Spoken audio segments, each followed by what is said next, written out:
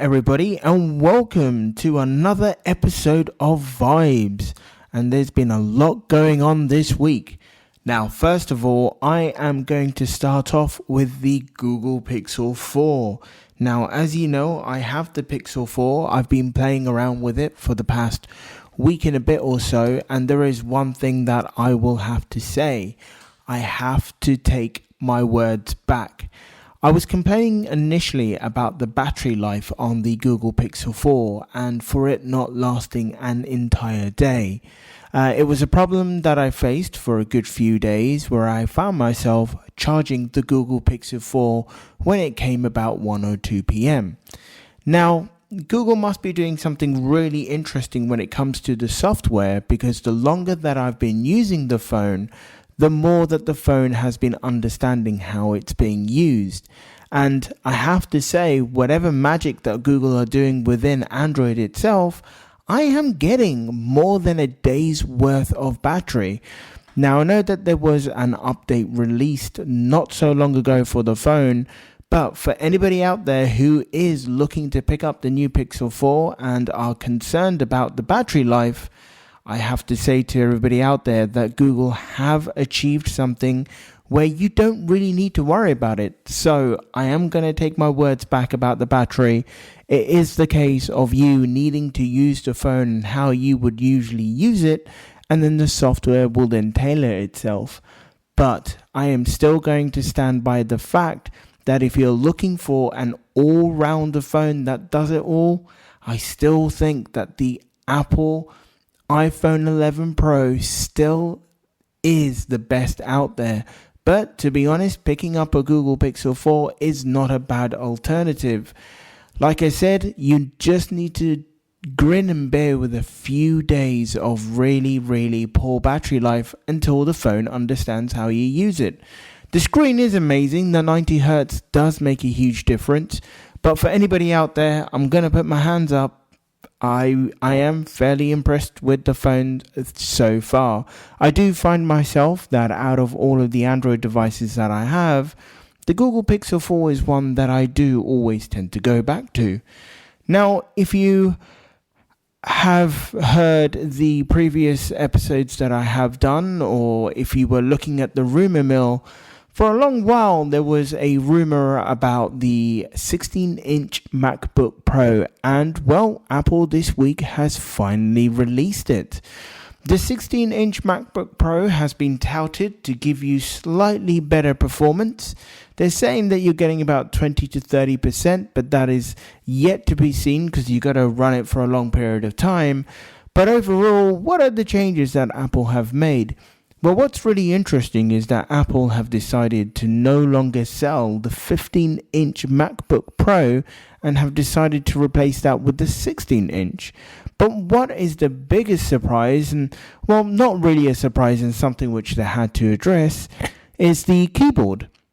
They have now reverted to go back to the old-style keyboard mechanism, because if you may or may not know, the actual keys on the MacBooks for the past couple of years have been a stemming problem for Apple.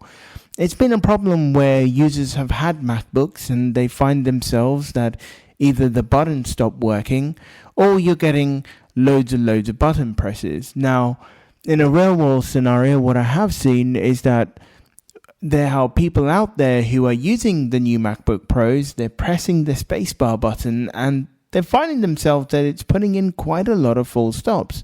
And that's purely down to the keyboards registering 2 button presses instead of 1.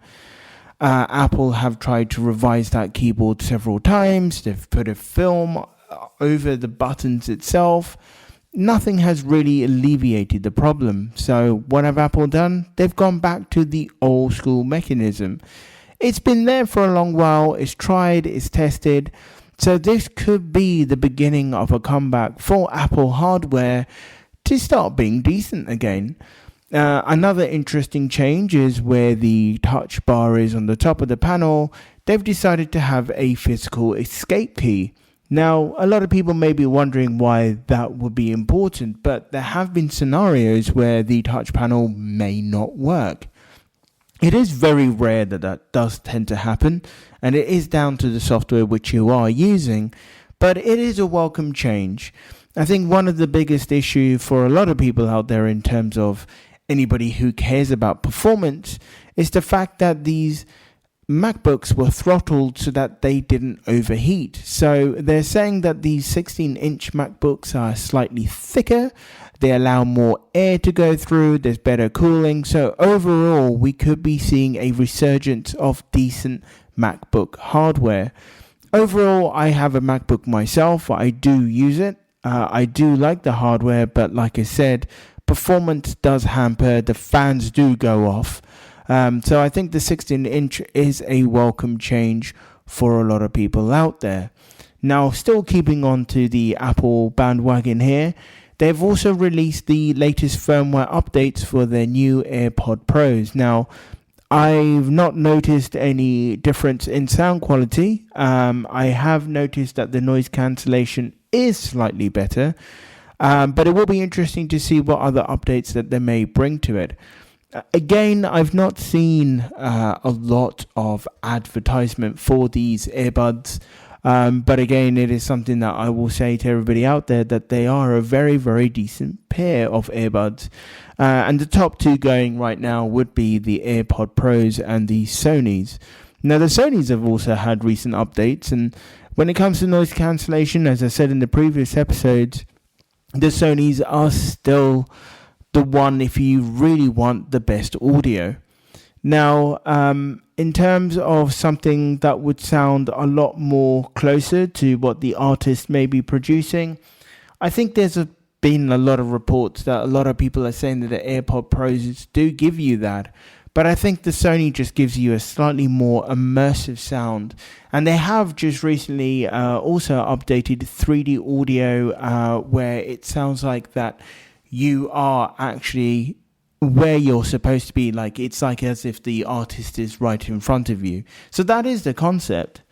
Now about 3D audio, for those of you who may not know, Amazon have released their new Echo Alexa speaker. It is a huge speaker, but apparently the sound out of that is amazing. Now, I haven't had a chance to hear it in person. Again, I've heard it over YouTube, and I can tell a slight difference. But I should get my unit soon, and I will let everybody know how it sounds. Hopefully, it will give you that punchier sound. Overall, I have the older version, and the sound out of that is pretty darn amazing for its size. So for something that's going to be bigger, for something that is more aimed for better audio, I am really, really excited about it. And what makes it, again, a very attractive option is it does have links to Spotify, Amazon Music, as well as Apple Music. So you do have the opportunities to listen to any of your favorite streaming software that you may go for. I believe Spotify is still the most popular, but Apple's definitely up there. Now, talking about music, the next thing we're going to talk about is our famous video streaming services. And this past week, we have seen the release of Disney Plus. Now, I've been fortunate enough to go onto the Disney Plus network. And to be honest, at the moment right now, I really do like the quality of the movies. There is some really good Disney content, but overall, I don't think there is enough content for me to really go back to into anything new. We have the Star Wars TV series that is coming onto Disney Plus, and that's probably the best thing playing on there right now. And it is limited to certain particular areas for this time being. So for any of the UK listeners, you're not going to see the service until next year in 2020, but hopefully by then there will be a lot more content for everybody to check out. One of the things that I have enjoyed has been, I've been watching the entire back catalogue of The Simpsons thus far, and I've been enjoying it. But I do believe that, when it comes to movies, when it comes to certain items, we just got to give Disney a little bit of time. But overall, if you're in the States and you're really interested and to see what Disney have got to offer, they do have a week trial.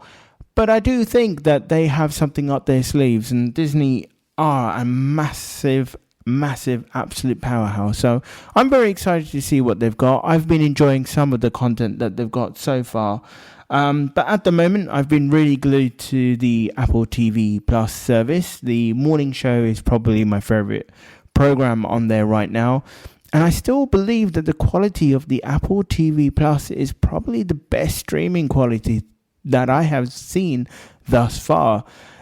I believe it's going to be a very interesting competition next year. We're going to see Apple, we're going to see Netflix, and we're going to see Disney really fight it out. And I do believe that Amazon Prime Video might be left behind unless they bring something out of the bag.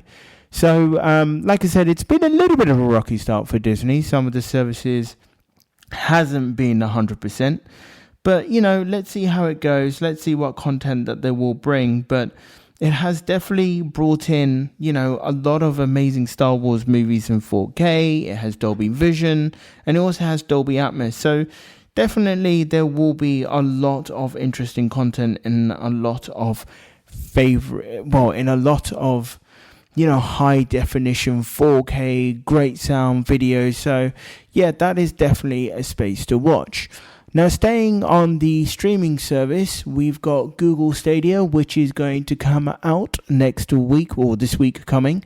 I will definitely do videos of that, and I will upload that. But like I said in the previous episode, I've been able to play around with the Xbox streaming service. I absolutely love it thus far.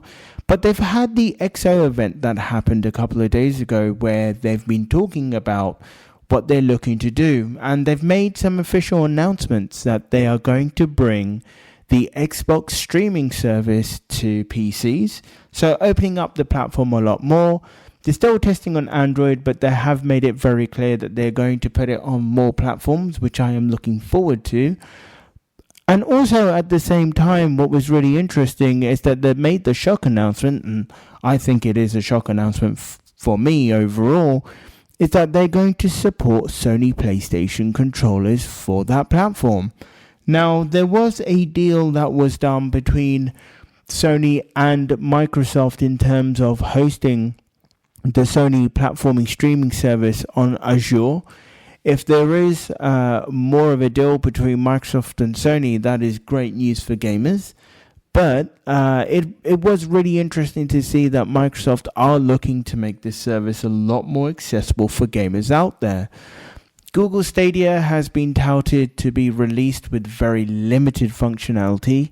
And it still is something which, I don't know, it is still a very grey area for Google. Google are not known to be part of the gaming industry.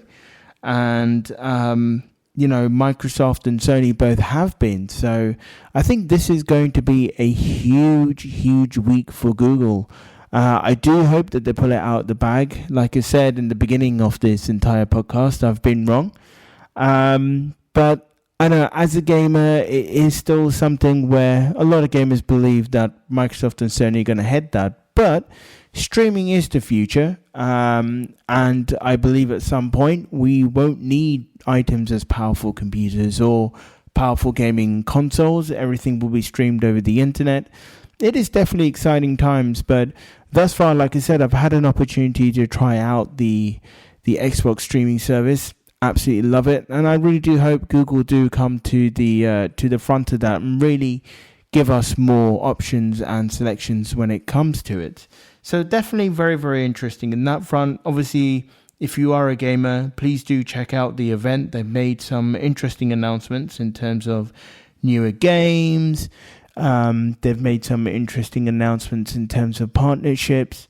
There's one game in particular which I'm looking forward to, which is made by it says Don't Nod or something like that. Studios, makers of Life is Strange. I really enjoy episodic gaming, so definitely out there. But I think the big thing is the announcement that Microsoft are looking to further improve on their streaming service, and they are going to contribute to obviously other hardware. So definitely very interesting in terms of that. What else is happening? Well, Apple have released a new area if you love listening to Apple Music. Spotify have done this for a while, but they've suddenly released something where it will give you a playlist of all the songs that you've enjoyed listening to for the past year. I've really been enjoying that. I do listen to Apple music more than I do Spotify. I just prefer the service because I believe it gives me more music that I enjoy listening to overall. And it was nice. It was something nice to see, actually, because that's something that I definitely missed.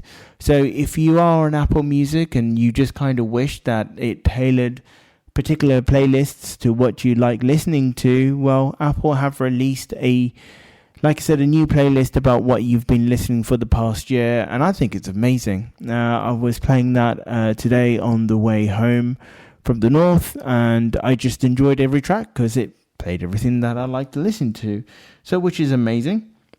Facebook has made an announcement that it will let you buy goods and send money inside Facebook apps. Now, I know that you've been able to spend some money on Facebook, but to be able to buy goods and send money within Facebook, it's going to be interesting. Are they going to be stepping on other people's toes? I'm not too sure. I've always been a heavy user of PayPal whenever it comes to sending money to friends. Will they be able to have a service that everybody trusts? I do not know. It is definitely going to be interesting, and how much it may be used, again, I cannot say. But the one thing that I am surprised about is Portal, their WhatsApp video tablet, very similar to what Amazon offers in terms of doing video calls, and as well as Google. I think that's going to be a success, especially with the fact that they are using WhatsApp. So people will be able to call from their phones to a device or device to a phone. So again, something that I will have a play around with. I will give it a test. I will let you all know what I think of it. The fact that it has support for the Amazon Assistant as well is pretty cool. So overall, I think, and I've said this before, I do believe that they are onto a winner there. So definitely something to watch out for. It does need to build some trust element to it all, because there are some issues with Facebook for some users. But, if it is there, then that would be great. Now, as you may or may not know, I am a huge Formula One fan. And they've made a commitment. The Formula One group have made a commitment that they're going to make all of their races carbon neutral by 2030.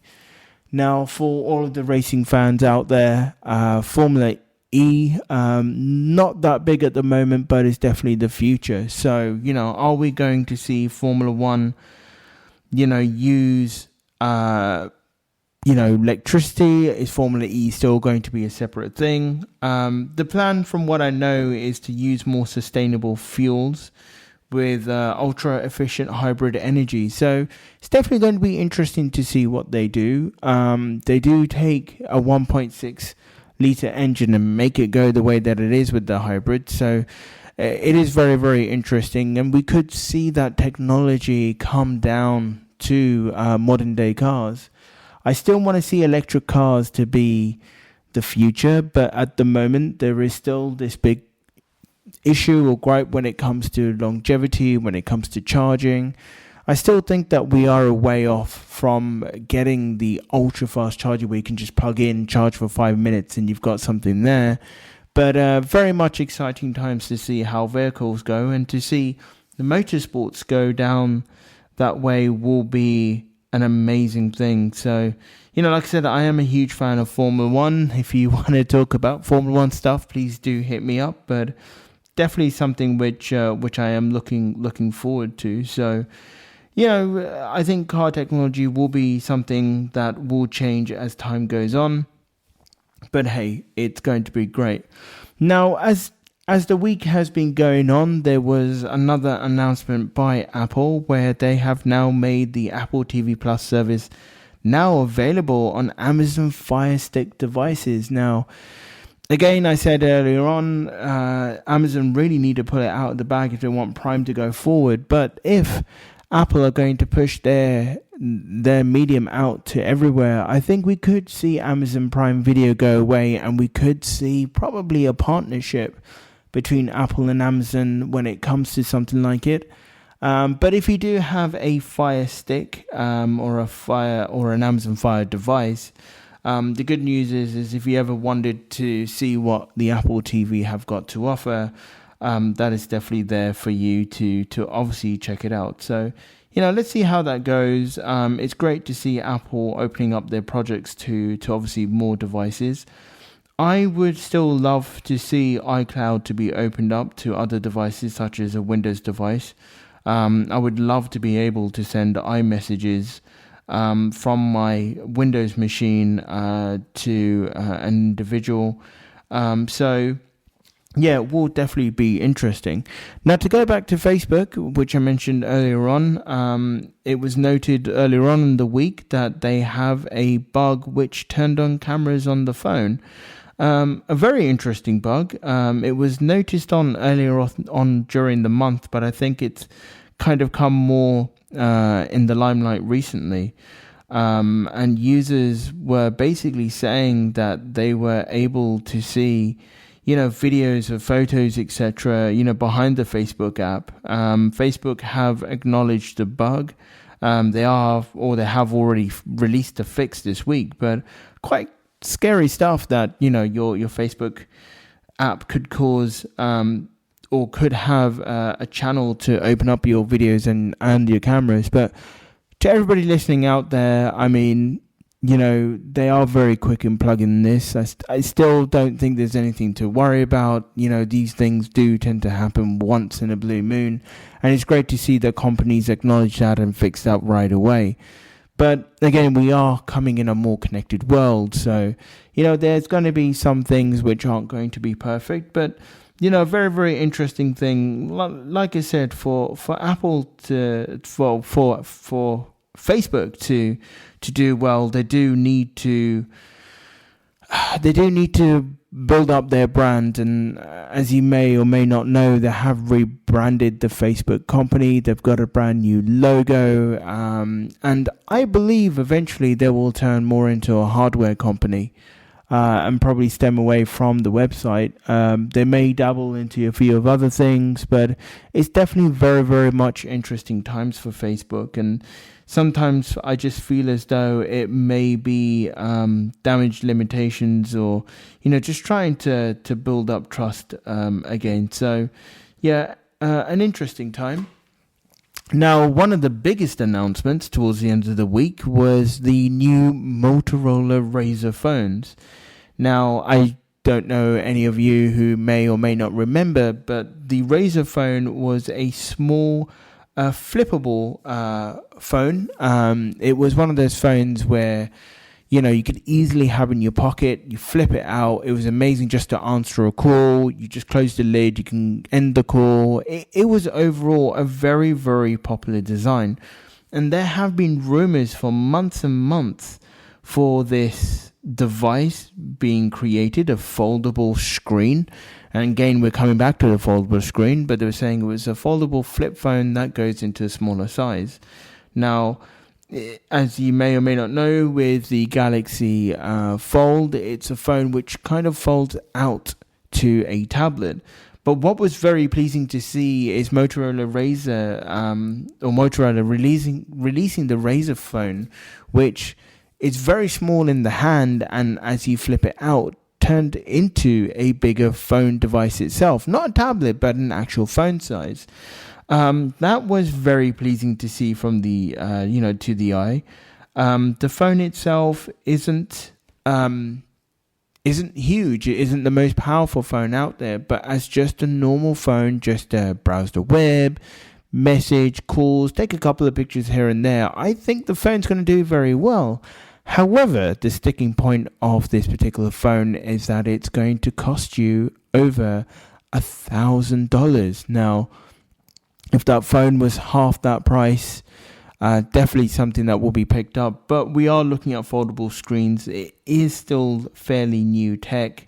But it is definitely the future, and I believe that the phone itself is actually $1,500, but again, over time, you will find this technology go cheaper. The screen itself is still plastic, but it does have better coverage for when the phone is actually folded. So I think it will have longevity when it comes to it compared to the Samsung Galaxy Fold.